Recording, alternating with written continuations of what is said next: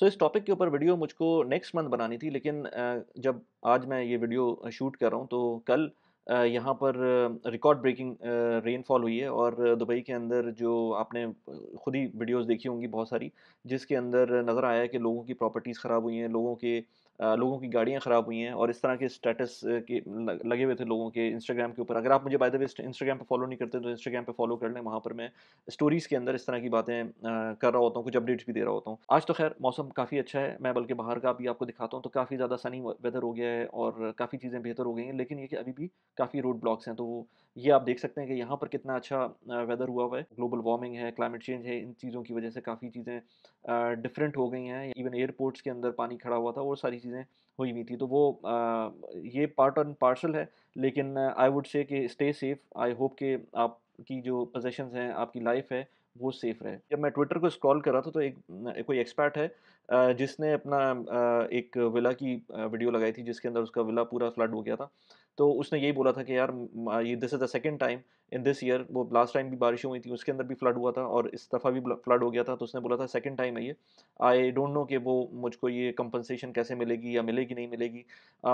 मेरा लैंडलॉर्ड है, मुझे नहीं रहना अब इस विला के अंदर। मुझे नहीं पता कि मैं किस तरह से उससे क्लेम कर सकता हूँ बाकी के रेंटल चेक्स।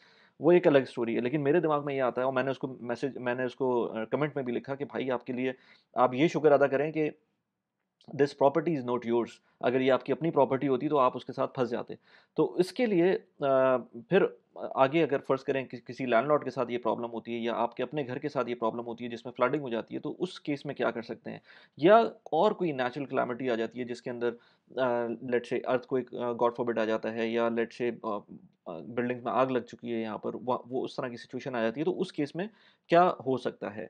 उस केस के अंदर आपको लाज़मी इंश्योरेंस करवानी होती है अपनी प्रॉपर्टी की। अच्छा, इसके अंदर होता क्या है कि जब आप बैंक के थ्रू मॉर्गेज करते हैं प्रॉपर्टी, तो उसके अंदर चाहे वो इस्लामिक इंश्योरेंस हो, चाहे वो लेट्स से नॉर्मल इंश्योरेंस हो, तकाफुल हो या रेगुलर इंश्योरेंस हो, उस केस के अंदर आपको अगर मॉर्गेज कर रहे होते हैं तो आपको लाज़मी इंश्योरेंस लेनी ही पड़ती है। तो ये एक अच्छी चीज़ है जो कि मॉर्गेज कर रहे होते हैं। लेकिन जिनकी प्रॉपर्टी मॉर्गेज पे नहीं होती है या कैश पर होती है या लेट्स से इन्होंने ऑफ प्लान प्रॉपर्टी ली होती है और बाद में उसको जब हैंडओवर हो जाता है तो अपने यूज़ में रखते हैं या टेनेंट के पास दे देते हैं या जो भी कर रहे होते हैं, उस केस के अंदर आपको इंश्योरेंस मैंडेटरी नहीं होती यूएई के अंदर, जिसकी वजह से अगर आपके पास इंश्योरेंस मैंडेटरी नहीं होगी तो आप ये सारे जो जो भी इश्यूज आते हैं वो आपको खुद ही बियर करने पड़ेंगे। जो भी नुकसान होता है वो सारी चीज़ें आपको खुद बियर करनी पड़ेंगी। स्टेक मैं वीडियो का जब सोच रहा था तो मुझे एक दिमाग में ये चीज़ इसलिए आई क्योंकि इंश्योरेंस जो भी आपकी जो स्टेक की प्रॉपर्टीज़ होती हैं वो इंश्योर्ड होती हैं। और बहुत सारे लोग पूछते हैं कि यार स्टेक के अंदर कमेंट्स के अंदर उसकी क्रेडिबिलिटी के बारे में बात होती है और उसके अंदर और मल्टीपल चीज़ें होती हैं। प्लस एक बड़ा क्वेश्चन आता है लोगों की तरफ से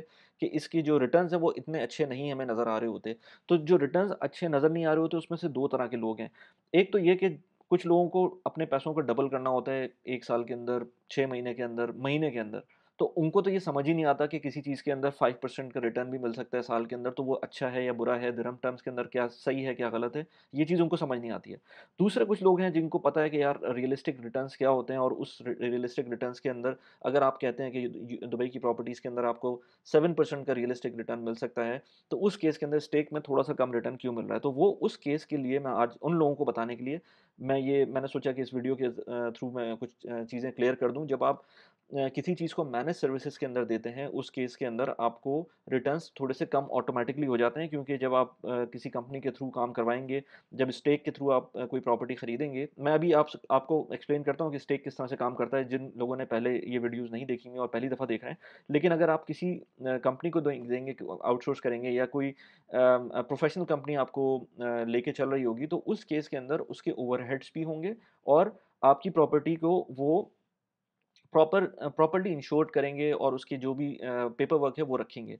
आप अगर अपनी कोई प्रॉपर्टी लेते हैं और उसके अंदर आपने कैश पे कोई प्रॉपर्टी ली हुई है या आपने कोई let's say of plan property ली हुई है, उस केस के अंदर मोस्ट लाइकली आप इंश्योर्ड नहीं करवाएँगे अपनी प्रॉपर्टी। जबकि अगर स्टेक के थ्रू कोई प्रॉपर्टी जाती है तो वो इंश्योर्ड होती है क्योंकि उसका ड्यू डिलिजेंस हुई भी होती है। जिसकी वजह से ये सारी कॉस्ट आप पे इम्पैक्ट करती है और इवेंचुअली जो रेंटल रिटर्न होता है वो आप कहेंगे कि 7% होना चाहिए, तो वो आपको 7% नहीं, कहीं आपको 5% मिल रहा होता है या इसके अराउंड कोई वैल्यू मिल रही होती है। अच्छा, थोड़ा-सा मैं आपको बता दूँ कि स्टेक है क्या? स्टेक के बारे में मैं मल्टीपल वीडियोज़ बनाता रहता हूँ। आप नीचे अगर इस वीडियो की डिस्क्रिप्शन में देखेंगे तो प्रीवियस वीडियोज़ के आपको लिंक्स मिल जाएँगे, जो मैंने ऑलमोस्ट हर महीने 2 महीने में एक वीडियो मैंने अपलोड की थी, वो आपको नज़र आ जाएगी और मैं अपने उसके अंदर पोर्टफ़ोलियो का भी डिटेल बताता रहता हूँ।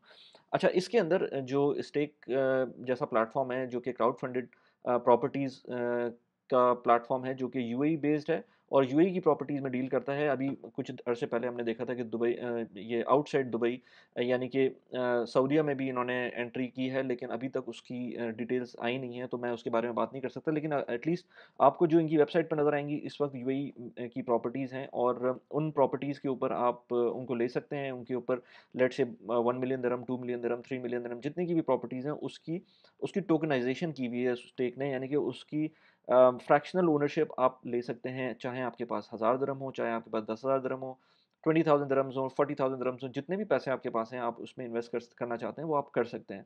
स्टार्टिंग फ्रॉम 500 दिरहम्स, लेकिन मैं इसमें हमेशा जब भी वीडियो बनाता हूँ, तो मैं इसमें कहता हूँ कि 500 दिरहम से आप कभी भी किसी इस तरह की चीज़ में इन्वेस्ट करेंगे, तो आपको जो प्रॉफिट आ रहे होंगे महीने के, वो बहुत कम लगेंगे। मेरा रेफरल कोड यूज़ करते हैं, तो आपको 200 दिरहम्स का रेफरल बोनस भी मिल सकता है, अगर आप मेरा रेफरल कोड यूज़ करके अपना अकाउंट नया बनाते हैं और उसके अंदर फंड करते हैं अपने अपने पैसे। तो अच्छा, इसके अलावा जो लोग एक क्वेश्चन करते हैं अक्सर कमेंट्स के अंदर कि इसको रेगुलेट कौन कर रहा है, इसकी ऑथेंटिसिटी क्या है, ये कहीं प्लेटफॉर्म भाग तो नहीं जाएगा। तो इसमें 2 तरह के मेजर जो गवर्नमेंट के डिपार्टमेंट्स हैं दुबई के, वो इसके अंदर आपको नज़र आएँगे, जिसके अंदर दुबई लैंड डिपार्टमेंट है और जिसके अंदर जो डीआईएफसी का पब्लिक रजिस्टर है, उन 2 डिपार्टमेंट्स के थ्रू आपको अपनी ऑथेंटिसिटी पता चलेगी और जो रेगुलेशन है वो डीएफएसए कर रहा है, दुबई फाइनेंशियल सर्विसेज अथॉरिटी। अगर मैं यूएई में रहता हूँ और यूएई में कहीं इन्वेस्ट करता हूँ, तो मुझे ये पता है, एश्योरेंस होती है कि अगर कोई इस तरह की एंटिटीज़ को रेगुलेट कर रही है, तो वो जो प्लेटफॉर्म है वो ठीक होगा।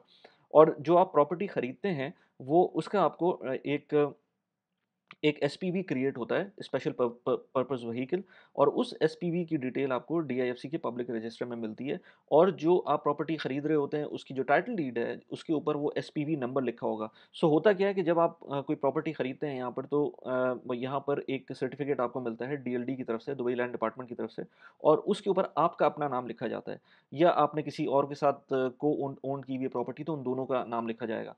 लेकिन अगर आप एक इस तरह के प्लेटफ़ॉर्म के थ्रू कोई प्रॉपर्टी ले रहे होते हैं, तो उस प्रॉपर्टी की जो ओनरशिप है, वो उन सारे स्टेक होल्डर की तरफ जाएगी। तो अगर फ़र्ज़ करें एक प्रॉपर्टी है स्टेक में, जो कि 400 लोग या 300 लोग उसके ओनर्स हैं, तो उन 300-400 लोगों के नाम जो हैं, वो जो आपकी टाइटल डीड है उसके ऊपर नज़र नहीं आ सकते, इतना जगह ही नहीं है उसके अंदर। तो उसके लिए एक एसपीवी क्रिएट की जाती है और जो एसपीवी होगा, एसपीवी नंबर जो होगा, वो उस डीएलडी के जो सर्टिफ़िकेट होगा, टाइटल डीड होगी, उसके ऊपर लिखा होगा। अच्छा, उस एसपीवी को आप सर्च करेंगे दुबई की फाइनेंशियल डीआईएफसी के जो पब्लिक रजिस्टर है, उसके अंदर जाके सर्च करेंगे, तो आपको वही नाम, अपना नाम और जितने भी शेयर होल्डर्स हैं, उनके नाम वहाँ नज़र आएँगे। तो इसलिए ऑथेंटिसिटी का मसला बिल्कुल भी नहीं है।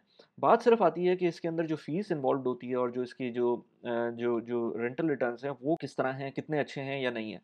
तो उसमें पॉइंट वही आता है कि जब पैसिव इनकम इनकम की तरफ आप जाते हैं, तो जितनी आप पैसिवनेस चाहते हैं किसी भी इनकम के अंदर, उतनी ही उसके अंदर रिटर्न्स कम होना शुरू हो जाते हैं और जितने एक्टिवली उसके अंदर इन्वॉल्व होते हैं, उतने उसके रिटर्न्स बढ़ना शुरू हो जाते हैं। मैं उसकी एग्जांपल पहले भी दे चुका हूँ।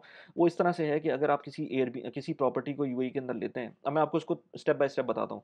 किसी प्रॉपर्टी को आप खरीदते हैं, उस प्रॉपर्टी को आप एयरबीएनबी कर देते हैं। अगर एयरबीएनबी करते हैं, तो उसके अंदर आपको सबसे अच्छा रिटर्न मिल सकता है, क्योंकि उसमें आप रिस्क ले रहे हैं, उसमें आप खुद काम कर रहे हैं, क्योंकि उसके अंदर आप जब कोई प्रॉपर्टी लेंगे, उसके अंदर टेनेंट को भी खुद फाइंड करेंगे, बाकी काम भी खुद करेंगे, या किसी प्रॉपर्टी अगर किसी कंपनी को देंगे, आउटसोर्स करेंगे, तो वो अपना कट लेगी। तो मैं अभी आपके हिसाब से बात कर रहा हूँ कि अगर आप खुद कोई प्रॉपर्टी लेते हैं और खुद मैनेज कर रहे होते हैं अपना एयरबीएनबी, तो उसमें आपको बहुत काम करना पड़ेगा।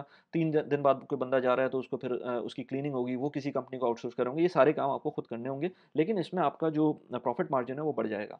इसी तरह से आप कोई प्रॉपर्टी लेकर, उसी प्रॉपर्टी को लेकर अगर आप लॉन्ग टर्म रेंटल पे देंगे, तो उसका प्रॉफिट मार्जिन थोड़ा-सा कम हो जाएगा, क्योंकि उसके अंदर आपकी पैसिवनेस बढ़ गई है और आप अब इवन आप दुबई में हो ना हो, आप दुबई से बाहर भी हों, आप उस प्रॉपर्टी को मैनेज कर सकते हैं पैसिवली। ये तो 2 ऑप्शंस हो गए, आप जब प्रॉपर्टी खरीदते हैं और उसके अंदर आपको रेंटल जो मिल रहे होते हैं, उसके अंदर थोड़ी वेरिएशन आती है based on your short term या लॉन्ग टर्म रेंटल। इसी तरह से जब आप स्टेक जैसे प्लेटफ़ॉर्म पे जाते हैं तो स्टेक खुद आपकी बिहाफ़ पे प्रॉपर्टी खरीदता है, उसको मैनेज कर रहा होता है, उसको रेंटल पे दे रहा होता है, उसको रेंटल से निकाल रहा होता है, जो टेनेंट के मसले होते हैं वो खुद सॉल्व करता है, तो उसके अंदर उनकी अपनी भी फ़ीस होती है। इसके अलावा जो प्रॉपर्टी एक्विज़िशन कॉस्ट होती है, जो कि जब भी आप खुद प्रॉपर्टी खरीदने जाएँगे, वो आपकी कॉस्ट वो आपको भी लग रही होगी। इसीलिए मैं कहता हूँ कि जब भी कोई प्रॉपर्टी खरीदें, उसको लॉन्ग टर्म के लिए खरीदें, क्योंकि जिस टाइम पर आप खरीद रहे होते हैं, उस टाइम पर जो टोटल एक्विज़िशन कॉस्ट होती है, वही ऑलमोस्ट कोई 7% 8% के ऊपर चली जाती है। जिसमें दुबई लैंड डिपार्टमेंट की फ़ीस है, जिसमें एजेंसी की कमीशन है, जिसके अंदर लेट्स से अगर इंश्योरेंस आप करवा रहे हैं, तो इंश्योरेंस आ जाती है, जिस तरह की स्टेक की जो जो जो पॉलिसी है, उसके अंदर वो इंश्योर्ड होते हैं। ये शरिया कंप्लायंट है, तो इसके लिए वो जो इंश्योरेंस होती है, वो भी तकाफुल कवरेज होती है। लेट्स से स्टेक की किसी प्रॉपर्टी के अंदर फ्लडिंग हो गई है, या कोई गॉड फॉरबिड आग लग जाती है, या कोई प्रॉब्लम आ जाती है, नेचुरल कैलामिटी हो जाती है, तो उस केस के अंदर आपकी इंश्योरेंस आपको कवर करेगी। अब उसके अंदर मल्टीपल ऑप्शंस होते हैं इंश्योरेंस के भी, जिसके अंदर आपके वैल्यूएबल्स जो आपके घर में हैं, अगर उसको भी कवर करवाना है, तो उसकी थोड़ी-सी इंश्योरेंस कॉस्ट ज़्यादा होगी। अगर सिर्फ़ प्रॉपर्टी की डैमेज को कंट्रोल करना है, तो उसकी इंश्योरेंस कॉस्ट कम होगी। तो सो एन एंड सो फॉर्थ। सो इसलिए इम्पोर्टेंट ये है कि इंश्योरेंस कराएँ। मैं अपनी चैनल के ऊपर मल्टीपल टाइम्स वीडियोज़ भी बना रहा होता हूँ, पर्सनल फाइनेंस से रिलेटेड, प्रोडक्टिविटी से रिलेटेड। इसमें मैं यही कहता हूँ कि जब आपके पास कोई किसी चीज़ का बजट होता है ना, जैसे आपके पास एक गाड़ी आपको लेनी है, उसका एक पर्टिकुलर बजट है, उस बजट से ऊपर जब जाएँगे, तो आपको फिर बाकी चीज़ों में कॉर्नर्स कट करने पड़ेंगे। अगर आपके पास गाड़ी का बजट लेट्स से 1 लाख दिरहम है, और आप 150,000 दिरहम्स की गाड़ी लेंगे, तो जब गाड़ी ले लेंगे, उसके बाद जो आपकी इंस्टॉलमेंट जा रही होगी, जब उसकी इंश्योरेंस जा रही होगी, जब आप किसी सालिक से पास करेंगे, जब आप उसकी पार्किंग के पैसे पे करेंगे, जब आप उसके पेट्रोल के पैसे पे करेंगे, तब आपको मुश्किल लगेगा। हालाँकि आपके पास महँगी गाड़ी है, लेकिन आपके पास इन चीज़ों के लिए, जो कि छोटे-छोटे खर्चे हैं, इन चीज़ों के लिए एक्सपेंसेस इसके पैसे नहीं होंगे। इसी तरह से जब आप बड़ी प्रॉपर्टी ले रहे हैं, तो उसकी भी एक इंश्योरेंस होनी चाहिए। जब बड़ी कोई इन्वेस्टमेंट कर रहे हैं, तो उसके अंदर ये सोच के इन्वेस्टमेंट करें कि इसके क्या प्रोज़ हैं, क्या कॉन्स हैं, ये सारी चीज़ें आपको पता होनी चाहिए। स्टेक के अंदर बहुत अच्छा प्लेटफ़ॉर्म है, लेकिन इसके अंदर इन्वेस्टमेंट रिस्क्स मौजूद होते हैं, ये आपको खुद अपनी ड्यू डिलिजेंस करनी पड़ेगी। बहुत सारे लोग पूछते हैं कि अगर आपको बेचनी होगी प्रॉपर्टी, तो फिर क्या हो सकता है? तो बेचने के लिए 2-3 तरह के ऑप्शंस होते हैं। एक तो ये कि प्रॉपर्टी अपनी मैच्योर होती है एक टाइम के ऊपर, लेट्स से 5 साल गुज़र जाते हैं, तो स्टेक खुद देखता है कि अगर इस प्रॉपर्टी का टाइम गुज़र गया, तो वो वोटिंग करवाते हैं, जो आपके स्टेक होल्डर्स होते हैं, उनके थ्रू वोटिंग होती है, और उसके अंदर फाइनल होता है कि इसके अंदर प्रॉपर्टी को बेचना है, नहीं बेचना है। अगर बेचना है, तो फिर उसकी लिस्टिंग होती है, और इवेंचुअली जब बिक जाती है, तो आपको आपका जो हिस्सा होगा वो मिल जाएगा। इसके अलावा अगर आई थिंक कोई 30% का रूल है कि 30% तक अगर प्रॉपर्टी प्राइसेस एप्रिशिएट हो जाती हैं, मार्केट वैल्यू आपकी 30% से ऊपर आ जाती है, आपको ऑफर भी मिल जाती है, तो फिर वो अगेन वोटिंग करवाते हैं, और अगर लोग ज़्यादातर मेजॉरिटी में ये कहते हैं कि इसको बेच दें, तो फिर वो प्रॉपर्टी बिक जाती है 30% प्रॉफिट के ऊपर, या इससे ज़्यादा के प्रॉफिट के ऊपर। जब प्रॉपर्टी बिक जाएगी, तो अगेन आपको पैसे उसके अकॉर्डिंगली मिल जाएंगे। तो अभी ये मैं वीडियो अप्रैल में बना रहा हूँ, और अप्रैल के अंदर आई थिंक मई, स्टार्टिंग ऑफ मई, 7 मई के अराउंड इनकी एग्जिट विंडो ओपन होगी। उस टाइम पर भी अगर आपने 1 साल से ऊपर आपकी प्रॉपर्टी को हो गया है एक्वायर किए हुए, और उस टाइम पर आप चाहते हैं कि इसके अंदर अपने स्टेक्स बेच सकें, तो अपने शेयर्स को लगा सकते हैं सेलिंग के ऊपर, कोई और उसको खरीद भी सकता है, और आप अगर चाहें किसी और के स्टेक्स को खरीदना, तो आप भी खरीद सकते हैं। इसके अंदर बड़ा अच्छा कंपैरिजन भी बन जाएगा। तो मैं अभी जब ये आएँगे इसके अंदर इसके शेयर्स, उस टाइम पर मैं एक और वीडियो बनाऊँगा। उसमें देखेंगे कि एंड जो इसकी एग्ज़िट विंडो है, उसके अंदर क्या होता है। तो ये 6 महीने बाद एग्ज़िट विंडोज़ खुलती हैं, और उस टाइम पर आप अपना जो प्रॉपर्टी है उसको बेचना चाहते हैं, तो बेच सकते हैं। लेकिन मैं हमेशा कहता हूँ कि आपको एक लॉन्ग टर्म के अंदर एक होराइज़न रखना चाहिए, ताकि आपको जितनी फ़ीस इसके अंदर लग रही है, चाहे वो डीएलडी की फ़ीस हो, चाहे वो इंश्योरेंस हो, चाहे वो आपकी स्टेक की फ़ीस हो, वो सारी fees over the 5 years period अगर वो कवर हो रही है, तब जाकर उसको बेचें, उससे पहले ना बेचें।